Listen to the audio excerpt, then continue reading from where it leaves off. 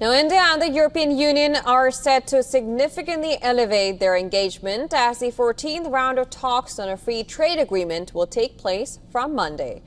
EU ambassador to India has said that both sides were aiming to conclude the FTA by December this year, a target set during the visit of President of the European Commission Ursula von der Leyen to Delhi, along with the EU College of Commissioners. Ambassador Delphin pointed out that the 13th round of talks took place in Delhi last month, but despite the direct involvement of commissioners on the EU side, the talks did not result in the sort of a breakthrough which was expected.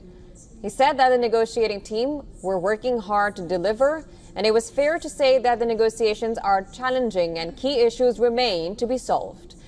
Delphin, however, emphasized that EU is forever ready to conclude on a meaningful package and looks forward to the next round of negotiations towards a mutually beneficial deal.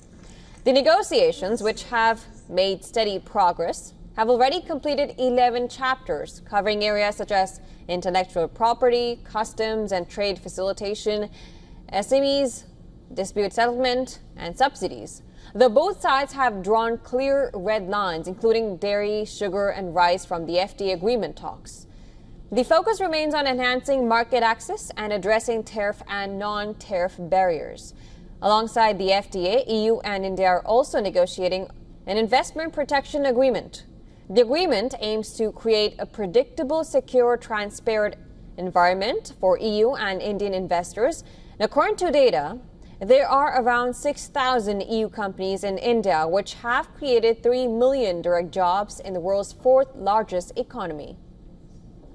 Now, last year, the EU companies in India generated a total turnover of 186 billion euros, which corresponds to around 5% of Indian economy.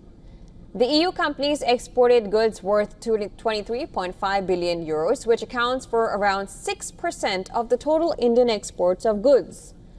The FTA talks are part of a broader strategic alignment between India and the EU amid changing geopolitical equations and in the shadow of Donald Trump's tariffs, who has imposed tariffs on both India and the European Union.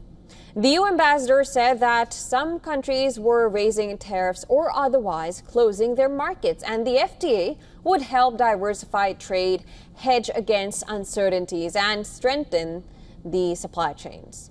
He added that the FTA can open up new opportunities for both EU and Indian businesses, creating conditions to significantly increase India-EU bilateral trade and investment.